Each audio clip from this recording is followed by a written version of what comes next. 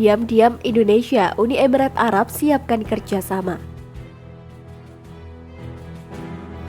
Menteri Perdagangan Muhammad Lutfi optimis kinerja ekspor Indonesia akan makin menjanjikan, menyusul laporan surplus neraca perdagangan pada periode Juni 2021 sebesar 1,32 miliar US dollar. Dia menilai ekspor komoditas unggulan juga akan semakin berkontribusi terhadap surplus neraca perdagangan pada masa mendatang. Pada periode Juni 2021, total ekspor Indonesia tercatat 18,55 miliar US dollar, naik 9,52% dibandingkan dengan Mei 2021 dan naik 54,46% dibandingkan dengan Juni 2021. Ekspor non-migas pada Juni 2021 sendiri tercatat sebesar 17,31 miliar US dollar. Saat ini, Indonesia dan Uni Emirat Arab atau UEA bersiap meluncurkan perundingan perjanjian kemitraan ekonomi komprehensif Indonesia Uni Emirat Arab atau Indonesia United Arab Emirates Comprehensive Economic Partnership Agreement atau IUEA-CEPA pada awal September 2021. Peluncuran perundingan IUEA-CEPA dijadwalkan akan dilakukan oleh Menteri Perdagangan RI Muhammad Lutfi dengan Minister of State for Foreign Trade UEA Thani bin Ahmed Al-Zayudi pada 2 September 2021 mendatang. Peluncuran perundingan IUEA-CEPA akan ditandatangani dengan penandatanganan Joint Ministerial Statement of the Launching of Negotiation for IUEA-CEPA. Hal itu sekaligus memulai perundingan putaran pertama antara Indonesia UEA yang akan dilaksanakan pada 2 hingga 4 September 2021. Indonesia optimis kerjasama ini akan menggairahkan pasar ekspor di tanah air. Pihaknya menyambut baik rencana peluncuran perundingan IUEA-CEPA di bulan September mendatang. Peluncuran perundingan tersebut diharapkan dapat memperkuat hubungan kerjasama terutama di sektor perdagangan dan investasi, sekaligus mendorong pemulihan perekonomian akibat pandemi COVID-19. Mendak Lutfi mengungkapkan, UEA merupakan mitra dagang strategis bagi Indonesia. Menjelang Expo 2020 di Dubai, pemerintah ingin memanfaatkan momen untuk menggenjot ekspor produk lokal ke UEA. Selain itu, langkah ini akan membuka peluang penetrasi produksi Indonesia yang semakin besar, tidak hanya di kawasan Timur Tengah tetapi juga Afrika dan Eropa. Menurut Mendak Lutfi, peluncuran perundingan IUEA-CEPA juga merupakan upaya untuk menjaga momentum hubungan baik antar kedua kepala negara. IUEA-CEPA diharapkan dapat mendukung pertumbuhan ekonomi kedua negara melalui peningkatan akses pasar perdagangan barang, jasa, dan investasi. Selain itu juga menciptakan kerjasama ekonomi termasuk menciptakan lapangan kerja bagi masyarakat kedua negara. Hal senada juga disampaikan Direktur Jenderal Perundingan Perdagangan Internasional Jatmiko Priswicaksono. UEA sebagai anggota Gulf Cooperation Council atau GCC merupakan salah satu pasar ekspor non-tradisional yang menjadi hubungan perdagangan internasional ke tujuan pasar Timur Tengah, Afrika, dan Eropa. Sehingga peningkatan kerjasama ini akan memberikan manfaat yang besar bagi kedua negara.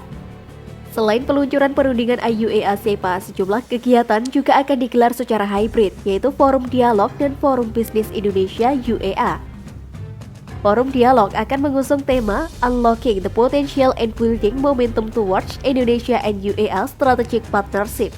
Pada forum ini, pemerintah kedua negara akan membahas upaya untuk mendorong interaksi bisnis antara sektor swasta dari kedua negara. Selain itu, juga akan mengidentifikasi produk yang berpotensi untuk ditingkatkan perdagangannya melalui CEPA. Sementara forum bisnis akan membahas peluang di sektor investasi, properti, pertanian dan ketahanan pangan, energi dan energi terbarukan, serta logistik. Total perdagangan Indonesia UEA pada periode Januari hingga Juni 2021 mencapai 1,86 miliar US dollar. Pada periode tersebut, ekspor Indonesia ke UEA tercatat sebesar 0,85 miliar US dollar. Komoditas ekspor utama Indonesia ke UEA diantaranya minyak sawit, perhiasan, tabung dan pipa besi, mobil dan kendaraan motor, serta kain tenun sintetis.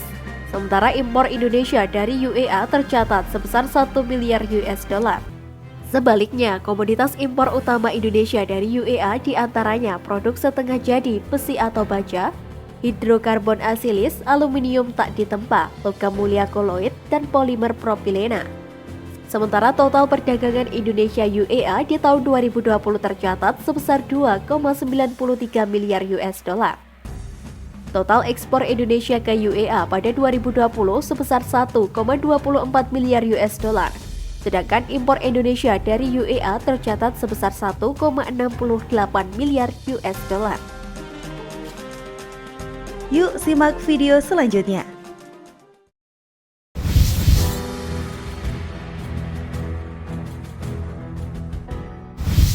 Terungkap fakta baru harta karun super langka RI. BUMN siap garap. RI punya banyak anugerah sumber daya alam seperti pertambangan. Beberapa sumber daya alam sektor pertambangan yang dimiliki Indonesia yakni nikel, emas, tembaga, batu bara maupun timah. Namun selain itu, RI juga dianugerahi sumber alam pertambangan yang belum dikembangkan yakni logam tanah jarang atau rare earth element. Harta karun ini dinamai logam tanah jarang karena didasarkan pada asumsi yang mengatakan bahwa keberadaan logam tanah jarang ini tidak banyak dijumpai. LTJ ini melimpah dibandingkan dengan unsur lain dalam kerak bumi. Sumber daya LTJ memiliki banyak manfaat dan bisa digunakan sebagai bahan baku dari berbagai peralatan yang membutuhkan teknologi modern saat ini. Di antaranya sebagai bahan baku untuk baterai, telepon seluler, komputer, industri elektronika, hingga pembangkit listrik berbasis energi baru terbarukan. Seperti pembangkit listrik tenaga surya, pembangkit listrik tenaga bayu atau angin, lalu juga bisa digunakan untuk bahan baku industri pertahanan hingga kendaraan listrik. Mengutip buku Potensi Logam Tanah Jarang di Indonesia yang diterbitkan Badan Geologi Kementerian ESDM 2019, logam tanah jarang merupakan salah satu dari mineral strategis dan termasuk critical mineral, yang terdiri dari kumpulan dari unsur-unsur skandium, latanum, cerium, praseodymium, neodymium, prometium, samarium, europium, gadolinium, terbium, dysprosium, holmium, erbium, thulium, ytterbium, lutetium, dan ytterium. Keterdapatan LTJ umumnya dijumpai dalam sebaran dengan jumlah yang tidak besar dan menyebar secara terbatas. Seperti halnya thulium dan lutetium. Kedua unsur ini merupakan dua unsur yang terkecil kelimpahannya di dalam kerak bumi, tetapi 200 kali lebih banyak dibandingkan kelimpahan emas. Meski demikian, unsur-unsur tersebut sangat sukar untuk ditambang karena konsentrasinya tidak cukup tinggi untuk ditambang secara ekonomis. Ke-17 unsur logam ini mempunyai banyak kemiripan sifat dan sering ditemukan bersama-sama dalam satu endapan secara geologi. Sejumlah mineral yang mengandung LTJ seperti monasit, zirkon, dan xenotim merupakan mineral ikutan dari mineral utama seperti timah, emas, bauksit, dan laterit nikel. Tidak hanya itu, ternyata logam tanah jarang juga berpotensi terdapat pada batu bara. Badan Usaha Milik Negara Sektor Pertambangan RI yakni PT Timah Tbk saat ini telah melakukan penjajakan dengan salah satu perusahaan Eropa untuk menggarap LTJ. Hal tersebut disampaikan Sekretaris Perusahaan PT Timah Abdullah Umar Baswedan. Akan tetapi pihaknya belum bersedia menyampaikan nama perusahaan asal Eropa yang berpotensi menjadi mitra PT Timah untuk menggarap harta karun super langka ini. Adapun kriteria calon mitra yang dicari adalah perusahaan yang memiliki teknologi yang terbukti bisa mengolah biji LTJ menjadi logam. Pihaknya mengatakan sebagai produsen timah, pihaknya tertarik untuk mengembangkan logam tanah jarang ini karena merupakan mineral ikutan dari mineral timah.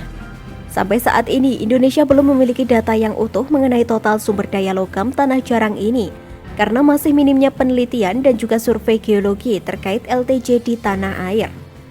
Akan tetapi, berdasarkan buku Potensi Logam Tanah Jarang di Indonesia, sumber daya logam tanah jarang yang berhasil diteliti di beberapa wilayah tercatat mencapai 72.579 ton, berasal dari endapan placer dan endapan lateritik. Endapan placer ini banyak dijumpai pada lokasi kaya sumber daya timah, seperti di Kepulauan Riau, Kepulauan Bangka Belitung, dan Selatan Kalimantan Barat.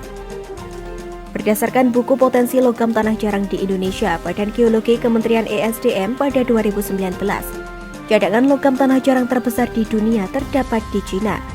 Selain penyimpanan logam tanah jarang terbesar di dunia, Cina juga merupakan produsen LTJ terbesar di dunia.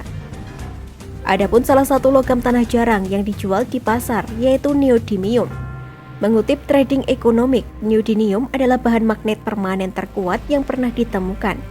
Ini bahkan digunakan di mikrofon, pengeras suara, handphone, hard disk komputer, kendaraan listrik, dan juga generator.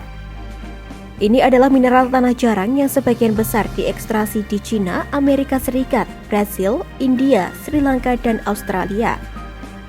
Harga neodymium ini terlihat meningkat sejak awal 2021, karena di mana pada awal tahun harganya berada di kisaran 620.551 yuan Cina atau setara dengan 1,38 miliar per ton.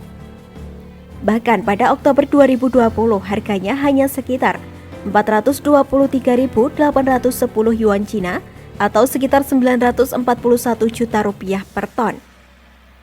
Harga ini memang sangat jauh berbeda bila dibandingkan dengan harga batu bara, di mana harga batu bara per ton kini meski sudah tinggal di kisaran 160 US dollar per ton atau hanya 2,3 juta rupiah per ton. Perlu dicatat, ini baru contoh harga dari satu unsur logam tanah jarang, belum termasuk ke-16 unsur lainnya. Bila Indonesia mengembangkan harta karun terpendam ini, bukan tidak mungkin ini bisa mendongkrak perekonomian negara ini.